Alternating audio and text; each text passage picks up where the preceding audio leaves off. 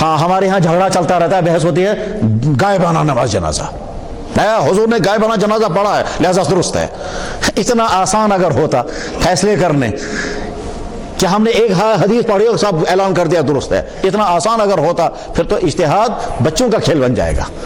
Doctor Iqbal رحمہ اللہ تعالیٰ نے ایک مرتبہ کہا تھا کہ اللہ صاحب یہ جو نئے نئے اجتہاد کرنے والے نکلے ہیں ان سے بچ کر کے رہنا، پرانے والے اجتہادی پر قائم رہو ورنہ تم کہیں کے نہیں رہو گے۔ اجتہاد عالمان کم نظر اقتدا بر رفتگاہ محفوظ تر، یہ کم نظر عالموں کی اجتہاد میں اگر پھنس گئے تم تو گمراہ ہو جاؤ گے۔ پرانے والے اجتہادوں پر قائم رہنا۔ جنازہ غائبانہ، اب دیکھیے جب امام غور کرتا ہے تو کیسے کرتا ہے۔ اللہ کے نبی علیہ الصلوۃ والسلام کے زمانے میں غائبانہ جنازہ پڑھنے کی ضرورتیں کب کب پیش آئی؟ بہت مرتبہ۔ حضور نبی علیہ السلام 10 صحابہ کو ایک جگہ بھیجا، کافروں نے گھیر کر ان کو شہید کر دیا۔ 70 صحابہ کو ایک اور علاقے میں بھیجا، کافروں کا ایک وفد آ گیا اور انہوں نے کہا، اللہ کے نبی نے ان کے سامنے اسلام پیش کیا، انہوں نے اسلام قبول نہیں کیا۔ انہوں نے اسلام قبول نہیں کیا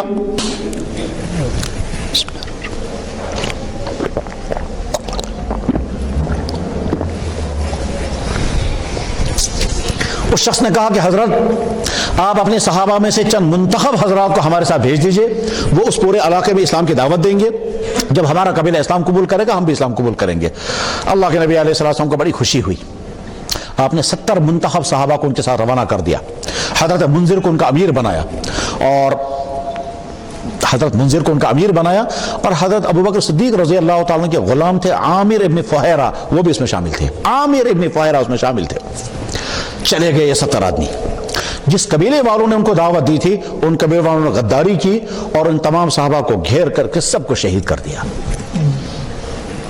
یہ جو عامر ابن فہیرہ ہے، اس عامر ابن فہیرہ کا واقعہ لکھا ہے بخاری شریف میں، کہتے ہیں وہ جو شہید کرانے والا تھا وہ ظالم، وہ قبیلے کا سردار، اس نے ایک صحابی ان میں سے زندہ بچ گیا، ایک صحابی اونٹوں کو چرانے کے لیے بھیجا گیا تھا اور باقی صحابہ کو انہیں شہید کر دیا۔ یہ اونٹ جب واپس لے کر گیا تو اس نے دیکھا تمام ساتھیوں کو شہید کر دیا گیا ہے۔ عمرو ابن امیہ زمری صحابی کا نام ہے۔ عمرو ابن امیہ واپس آئے تو دیکھا تمام صحابہ شہید ہیں، اس کے دل پر کیا بیتی ہوگی، بہرحال اس کو پکڑ لیا انہوں نے۔ پکڑنے کے بعد وہ جو قبیلے کے سردار تھا اس نے کہا تجھے بھی میں مارتا مگر میں تجھے زندہ چھوڑ دیتا ہوں، اس لیے کہ میری ماں نے کبھی غلام آزاد کرنے کی نظر مانی تھی، اس اپنی ماں کی نظر پورا کرنے کے لیے میں تجھے چھوڑ دیتا ہوں، زندہ چھوڑ دوں گا۔ بہرحال عمرو ابن امیہ زمری چھوٹ گئے، لیکن اس قبیلے کے سردار نے کہا یہاں سنو ذرا، یہ جو ہے نا یہ کون ہے؟ اس نے کہا ہمارا ساتھی عامر ابن فہیرہ ابوبکر صدیق کا غلام۔ کہنے لگا یہ عجیب ہے، حالانکہ وہ شہید شدہ تھا۔ اس قبیلے کے سردار نے کہا یہ جو ہے یہ جب گر گیا، جب شہید ہو گیا تو اس کی لاش ہمارے سامنے آسمان پر چلی گئی اور آسمان پہ جانے کے بعد نظروں سے غائب ہو گئی اور بہت دیر کے بعد آسمان سے لاش واپس زمین پر رکھی گئی۔ یہ کیا تھا؟ بخاری میں حدیث ہے یہ۔ بہرحال 70 صحابہ کو شہید کر دیا گیا، 10 صحابہ وہاں شہید ہو گئے، اس کو کہتے ہیں واقع رجی۔ 70 صحابہ یہاں شہید ہو گئے، اس کو کہتے ہیں بیر معونہ۔ اللہ کے نبی مدینہ شریف میں ہیں، آپ نے جنازہ نہیں پڑھا، نہ ان کا پڑھا نہ ان کا پڑھا، ظاہر ہے ان کی لاشیں بھی مدینہ طیبہ نہیں پہنچی ہیں۔ جناب رسول اکرم صلی اللہ علیہ وسلم کو پتا چلا کہ مدینہ شریف پر حملہ ہونے والا ہے، آپ نے صحابہ کی جماعت تیار کر دی اور خود تشریف نہیں لے گئے۔ اس کو کہتے ہیں غزوہ موتا۔ غزوہ موتا کے لیے 3000 صحابہ کو روانہ کرتے ہوئے آپ نے فرمایا تمہارا سربراہ رہے گا زید بن حارثہ، اگر یہ شہید ہو گیا تو تمہارا سربراہ بنے گا جعفر ابن ابی طالب، اگر یہ شہید ہو گیا تو تمہارا سربراہ بنے گا عبداللہ ابن رواحہ، اگر یہ بھی شہید ہو گیا تو پھر اپنا کوئی ایک سربراہ بنا لینا۔ چاچے صحابہ کو رخصت کیا، اللہ کے نبی مدینہ طیبہ کے باہر تک ان کا سیاف کرنے کے لیے چلے گئے صحابہ۔ جب وہاں پہنچے ہیں تو پتہ چلا 40,000 دشمن کی تعداد سامنے ہے اور 1 لاکھ پیچھے سے اور آنے والی ہے۔ تو صحابہ نے آپس میں مشورہ کیا آگے جائیں یہ واپس چلیں، اتنی بڑی تعداد سے ہم کیسے مقابلہ کر سکیں گے؟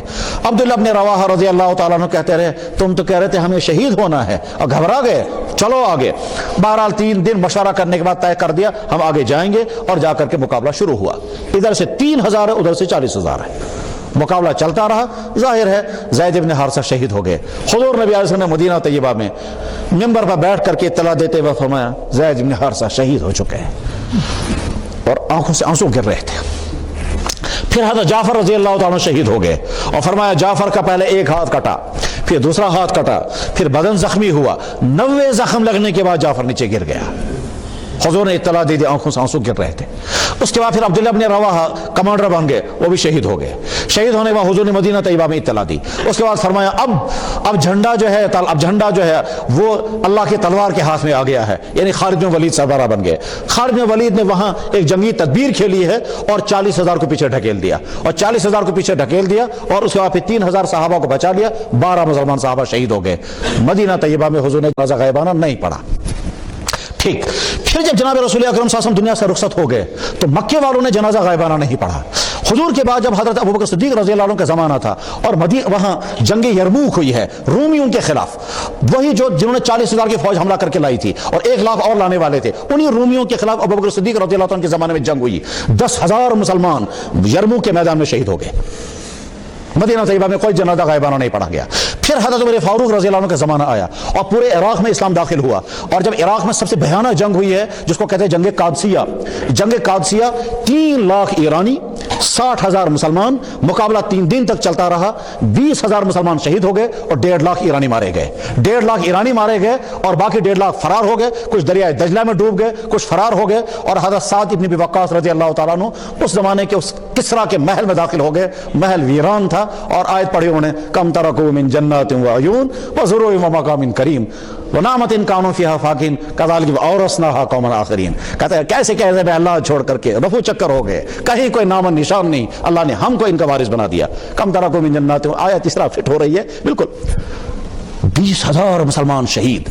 मदीना तैयबा में, मक्का मुकर्रमा में कोई जनाजा गायबाना नहीं पढ़ा गया। एक तारीख ये है।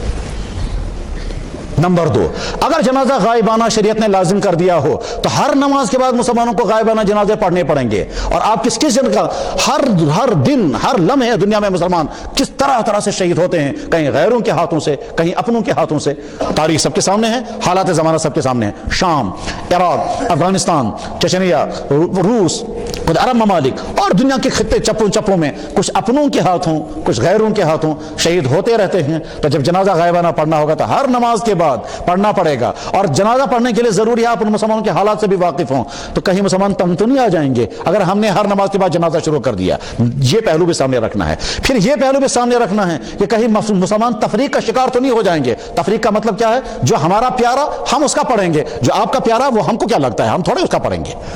जिससे हमें मोहब्बत है हम उसका पढ़ेंगे, जिससे आपको मोहब्बत है हम उसका पढ़ने के लिए तैयार नहीं है। चनाचे ऐसा भी हुआ कि एक मुल्क में एक लेडी का मर्डर हुआ और कश्मीर में जनाजा पढ़ा गया और उसी मुल्क में बड़े बड़े मुसलमान उलमा शहीद हो गए। कोई कश्मीरियों ने जनाजा नहीं पढ़ा क्योंकि वो लेडी जो थी वो प्यारी लग रही थी उनको। ये पहलू। और तीसरा पहलू सामने रखना है क्या कि जनाब रसूल अकरम सल्लल्लाहु अलैहि वसल्लम मदीना तैयबा में थे। जनाब रसूल अकरम साहब मदीना तैयबा में थे। नजाशी हबशा का बादशाह मर गया। हुजूर नबी अलैहि सल्लम को याद आ गया इस नजाशी के मुझ पर बहुत एहसानात हैं। अब देखिए हुजूर मक्का मुकर्रमा में हैं, मुसलमानों पर जुल्म हो रहा है। हुजूर ने इजाजत दे दी हिजरत करो, साहबा हिजरत करके हबशा पहुंच गए। हबशा जब पहुंच गए तो यहां से काफिर चले गए पीछे से उन मुसलमानों को वापस लाने के लिए। जब वापस लाने के लिए गए तो बादशाह ने कहा हाँ साहब ले जाओ इनको वापस। जाफर इब्न अबी तालिब रज़ी अल्लाह अन्हु बादशाह के पास पहुंचे, कहने लगे साहब सुनिए हम गुमराह थे, गलत रास्ते पर थे, अल्लाह ने एक नबी भेजा, उस नबी की वजह से हमने इस्लाम कबूल कर लिया, ये हमारे दुश्मन बन गए, हमको इस्लाम पर चलने ही नहीं दिया। हमारे नबी ने हमको इजाजत दे दी आपके मुल्क में आकर के पनाह लेने की, अब आपकी मर्जी आप हमको वापस दोगे। कहने लगा अच्छा तुम्हारे नबी ने सिर्फ इसी वजह से मुझ पर एतमाद करके यहाँ तुमको भेजा है? कहने लगा बिल्कुल। कहने लगा साहब सुनिए इनको कोई वापस नहीं ले जा सकता, ये मेरे मुल्क में पनाह लेकर के आए हैं, ये मेरे मुल्क में मेहमान रहेंगे। वो काफिर मायूस हो गए। दूसरे दिन वो काफिर फिर पहुंच गए, अमर इब्न आस में सरबराह थे, काफिर पहुंच गए। कहने लगे बादशाह सलामत, वो जो आपके पास आपके मुल्क में आए हैं वो नए मजहब वाले, वो तो बहुत खतरनाक लोग हैं। बादशाह ने कहा क्या खतरनाक? कहने लगे वो आपके नबी की तौहीन करते हैं, हमारे नबी हज़रत ईसा अलैहिस्सलाम की। उन्होंने कहा हाँ बुलाओ उनको जल्दी। बुलाया गया। कहने लगा आप लोग हमारे नबी के बारे में क्या कहते हो? हज़रत जाफर रज़ी अल्लाह अन्हु ने कहा जनाब आपको मालूम है हम अनपढ़ लोग हैं, हमको कुछ पता नहीं है कि आपके नबी कौन थे, न हमारे पास तालीम है, न हमारे पास किताब है, न हमारे पास इल्म है। वो जो नबी हमारे पास आया था उसी नबी ने आपके नबी के बारे में कुछ बातें हमको सुनाई और वो अल्लाह की आयतें उन पर नाजिल हुई थी, वो आयतें हम आपको सुना देते हैं। चुनांचे हज़रत जाफर रज़ी अल्लाह तआला जब आयतें पढ़नी शुरू की हज़रत ईसा अलैहिस्सलाम के बारे में कुरान की आयतें, वो नजाशी बादशाह झूमने लगा। कहने लगा तुम्हारी किताब में हमारे नबी की आयतें हैं? कहने लगा जी। کہنے لگے اس سے زیادہ تعریف کیا ہو سکتی ہے ہمارے نبی کی؟ کون کہتا ہے یہ ہمارے نبی کی توہین کرتے ہیں؟ نکالو ان کو واپس، آپ لوگ یہیں رہیں گے۔ بہرحال ان کو امن مل گیا وہاں۔ اب نجاشی کے ملک میں یہ مسلمان امن کے ساتھ رہ رہے ہیں۔ حضور نبی علیہ السلام مکہ مکرمہ کے وہاں سے نکل کر مدینہ طیبہ تشریف لے گئے۔ مدینہ پہنچنے کے بعد وہاں جنگ بدر بھی ہو گئی، جنگ احد بھی ہو گئی، جنگ خندق بھی ہو گئی، یہ ساری جنگیں ہوتی رہی، اور وہ مہاجرین حبشہ وہی حبشہ میں ہیں۔ ایک حضرت جعفر تھے، حضرت علی رضی اللہ عنہ کے بڑے بھائی، وہ وہی ملک حبشہ میں ہیں۔ وہی ملک حبشہ میں ایک عبید اللہ بن جہش تھا۔ عبید اللہ بن جہش مکہ مکرمہ سے اپنی بیوی لے کر چلا گیا۔ ان کی بیوی کا نام تھا ام حبیبہ۔ ام حبیبہ جناب ابو سفیان کی بیٹی ہے۔ ابو سفیان جو ہے وہ کافروں کا کمانڈر ہیں۔ عبید اللہ ابن جہش اپنی بیوی ام حبیبہ کو لے کر حبشہ ہجرت کر کے چلا گیا وہاں جا کر عبید اللہ مرتد ہو گیا۔ اب وہ مرتد ہو گیا تو ام حبیبہ کہاں جائیں گی؟ وہ واپس بھی نہیں آ سکتی کیونکہ ان کا باپ کافر ہے۔ وہ حبشہ میں بھی نہیں رہ سکتی کیونکہ وہاں اس کا شوہر تھا، وہ مرتد ہو گیا ہے۔ وہ مدینہ جا نہیں سکتی، مدینہ جائے گی تو جانے کے وسائل نہیں ہیں، اور جائے اس پریشانی میں وہاں ہیں۔ یہ حالات ہیں۔ اب جناب رسول اکرم صلی اللہ علیہ وسلم مدینہ طیبہ میں ہیں۔ حضور نے پلان بنایا دنیا کے تمام بادشاہوں کو اسلام قبول کرنے کی دعوت دیں گے۔ چنانچہ حضور نے جب دعوت کے خطوط روانہ کیے تو ایک خط اس حبشہ کے بادشاہ کے پاس چلا گیا۔ حبشہ کے بادشاہ کے پاس جب خط پہنچا، اس نے وہاں سے جواب لکھا، میں نے پہلے ہی آپ کو نبی مان لیا تھا، آپ کے پر چچازاد بھائی میرے ملک میں رہ رہے ہیں، آپ کے مسلمان یہاں ہیں، میں نے ان کو پناہ دی ہے، میں نے آپ کو نبی مانا، اور آپ کی خدمت میں جب میں حاضر ہو جاؤں گا تو آپ کے پاؤں کو بوسہ دینے کی سعادت حاصل کروں گا۔ ایک خط میں لکھا، میں آپ کے جوتے میں پانی لے کر پیوں گا۔ یہ بادشاہ خط لکھتا ہے۔ حضور کو جب یہ خط پہنچا، حضور کو خوشی ہو گئی کہ نجاشی اس نے اسلام قبول کیا۔ حضور نے فرمایا کہ ابھی مدینہ آنے کی ضرورت نہیں ہے، ہم عنقریب مکہ آنے والے ہیں، تم ایتھوپیا سے مکہ آ جانا، میں مدینے سے مکہ، وہیں ہماری ملاقات ہو جائے گی۔ اب نجاشی اس انتظار میں ہے کہ حضور مکہ آئیں گے اور میں بھی مدینہ وہاں پہنچوں گا، ہماری ملاقات ہو جائے گی۔ اتنے میں نجاشی کی طرف سے معاملہ ایک دوسرا شروع ہو گیا۔ حضرت نبی علیہ الصلوۃ والسلام کو جب معلوم ہو گیا کہ ابو سفیان کی بیٹی ام حبیبہ حبشہ کے اندر اکیلے زندگی گزار رہی ہیں، اس کا شوہر مرتد ہو چکا ہے، اس کو انعام ملنا چاہیے کچھ، ساتھ میں حضور نے سوچا کافروں کا بڑا کمانڈر اس وقت ابو سفیان ہے۔ ہم نے بہت کوشش کی آج تک ابو سفیان کسی طرح سے ہمارا قابو میں آئے، مگر وہ قابو میں آتا۔ اب ایک تدبیر اور کریں گے، اگر میرا نکاح اس کی بیٹی کے ساتھ ہو جائے تو کم سے کم زامتر خیال تھے کہہ رہی تھی۔ آپ نے یہ تدبیر سوچی کہ اگر اس کی بیٹی کے ساتھ میرا نکاح ہو جائے گا تو اس کے بعد پھر میں ان کا داماد بن جاؤں گا، ہو سکتا ہے اس کی دشمنی کچھ کم ہو جائے۔ چنانچہ آپ نے ارادہ کیا یہاں سے اور نجاشی کو اطلاع بھیجی۔ کیا مناسب رہے گا کہ میں ام حبیبہ کو اطلاع بھیجوں نکاح کرنے کی؟ ایک روایت، اور ایک روایت میں ہے کہ ایسا نہیں، نجاشی نے وہاں سے کہا ام حبیبہ کا رشتہ آپ قبول فرما لیں۔ حضور کو ضرورت نہیں تھی، مگر ام حبیبہ کی قربانیوں کی وجہ سے اور نجاشی کی بات رکھنے کے لیے حضور نے اس کا رشتہ قبول کر لیا۔ چنانچہ نجاشی کو بہت زیادہ خوشی ہوئی میری پیشکش، اور مجھے مزمیور بنایا گیا اور نکاح ہو گیا۔ چنانچہ نجاشی نے خود مہر طے کیا، جو مہر آج 15-20 لاکھ روپے بنتا ہے، وہ مہر اس نجاشی نے ادا کر دیا، اور ام حبیبہ رضی اللہ عنہا مدینہ طیبہ تشریف لائی۔ یہ ہے نجاشی کے حالات۔ اب جب نجاشی انتظار میں ہے حضور سے میری ملاقات ہو گئی، ملاقات ابھی ہو نہیں پائی اور نجاشی کی وفات ہو گئی، تو مدینہ طیبہ میں کوہرام مچ گیا کہ لگا صاحب ایک ہمارا مسلمان بادشاہ تھا اور وہ بھی مر گیا۔ تو حضور نبی علیہ السلام نے مدینہ طیبہ میں اس کا غائبانہ جنازہ پڑھا۔ اب دیکھیں کہاں کہاں جنازہ غائبانہ پڑھنے کی ضرورتیں پیش آئی، حضور نے نہیں پڑھا۔ صحابہ کے دور میں جنازے غائبانہ پڑھنے کی نہیں پڑھا گیا، اور آخر میں ایک واقعہ پایا گیا جہاں غائبانہ جنازہ۔ اب غائبانہ جنازے کے لیے قانون ان تمام امور کو سامنے رکھ کر بنایا جائے گا، یہ اس ایک واقعے کو سامنے رکھ کر بنایا جائے گا۔ یہ ایکسیپشن کیس ہے، قانون ایکسیپشن پر نہیں بنتا ہے۔ اتنا غور کرنا پڑتا ہے کسی ایک مسئلے کے بارے میں۔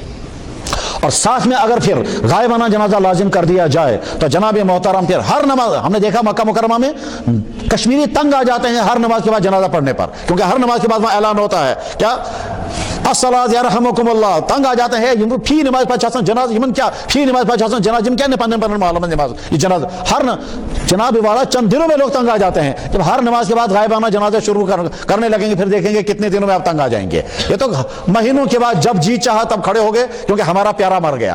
اچھا اسلام تھوڑے تفریق کا قائل ہے، اسلام کی نظر میں ہر مسلمان مسلمان ہے۔ آپ کی نظر میں کوئی لیڈر ہے آپ اس کا پڑھیں گے، دوسروں کی نظر میں دوسرا کوئی لیڈر ہے ان کا پڑھیں گے۔ اسلام اور ایک عام مسلمان جس بیچارے کا کوئی پوچھنے والا نہیں ہے، اور وہ تمام مسلمان جن بیچاروں کا پتہ ہی نہیں وہ کہاں کس طرح سے مارے جا رہے ہیں، ان کے لیے کیا ہوگا پھر؟ اس طرح سے فقہا غور کرتے ہیں۔